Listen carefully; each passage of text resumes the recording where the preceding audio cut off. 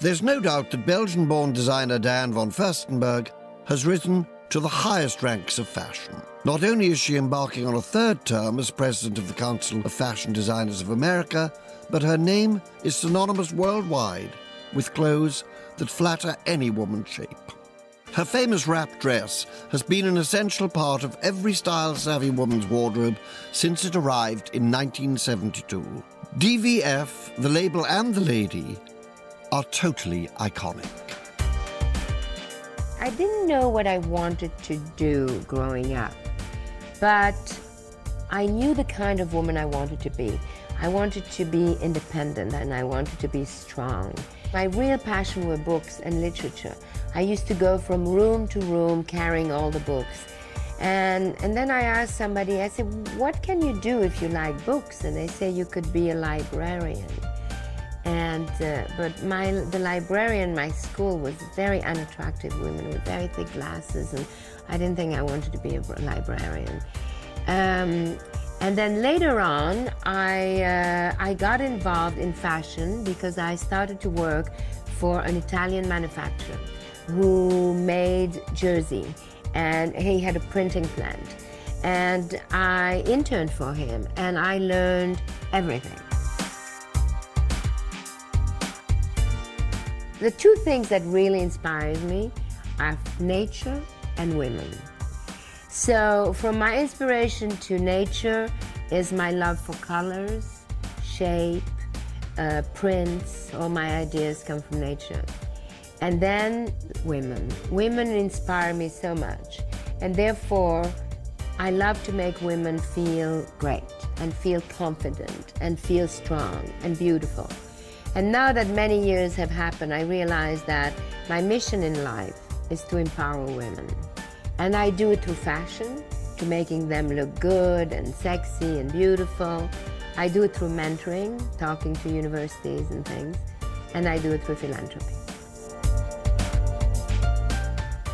Well, I'm certainly not young anymore. I'm a grandmother, and I have lived very fully, and it shows. I don't know, I never had this fascination for youth. I have the fascination for life and energy and involvement, but youth, I mean, in terms of age, is really, I mean, clearly, if you are not so young anymore, at least it means that you have lived, you know, and I personally have lived very fully, very intensely, so I can't fake it. And in the same way, I don't even like to fake it in my face. I mean, I know people look at me and say, why hasn't she done anything to her face? Somehow, I think I'd rather have what is the result of my life than something that I may not control. I think that, I think the fascination of youth is overrated. I mean, I think that what is much more important is the fascination of the woman, of her strength. And I have never met a woman who is not strong. The woman who wears my clothes, she's very with it, she's active, she's empowered, she's young, whether she's young in age or not, but mostly she is. In other words, she's young in attitude. She likes herself. My clothes don't overpower you. They are a part of who you are. They enhance who you are. They take your personality. For me, the thing that I like the most is having a variety of women wear the clothes, in each one in their own different way, whether you wear it with high heels and a string of pearls, or whether you wear it with piercing and combat boots. That's what I think, to me, is interesting. And sometimes I go downstairs in the shop and I go and see people, and you know, there's something. Women go into the fitting room and they come back and they put the dress and something happened. It's like you turn on a switch, and that is very special. And that, to me, is the biggest satisfaction. The fall 2010 is it's very funny because I wanted to do a masculine collection because because it's the trend, and I very much, and I always joke, and I always said, I wanted a man's life in a woman's body, so that's a little bit the idea of the collection. But I like the yin and the yang. So it's very funny because wanted to do a masculine collection, I may have done a more feminine collection than ever, but you have both, So it's and a lot of mixes, a lot of tweeds, mixing the chiffon, and a lot of great pieces.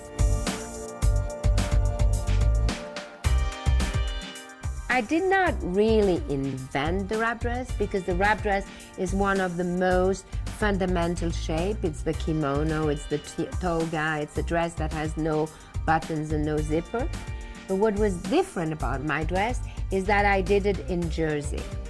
And therefore the body was, all of a sudden, the body was sculpted. It took the shape of the woman. And not only I did it on jersey, but I did it on prints, with prints that are very animal-like and make the woman feel very feline. And that was the dress. And how could I possibly know that it was going to be so successful, that it was going to put me on the cover of Newsweek at the age of 28, that I would sell millions of it the first time around? But that's one thing. But then 10 years ago, I realized that the very hip girls, the models, the actresses, were buying the old dresses in vintage shops. And that's when I decided to do it again. But what is so amazing, to live an American dream at the age of, in your 20s is pretty amazing. But what is so much more amazing to me is the idea that 35 years later, that dress still exists. As a matter of fact, there is my very first dress was a dress that I sat on a cube and I wrote, "Feel like a woman, wear a dress." And last year, for Christmas, on her Christmas card, our First Lady, Michelle Obama, chose that dress to wear on her Christmas card. 38 years later. That is staying power.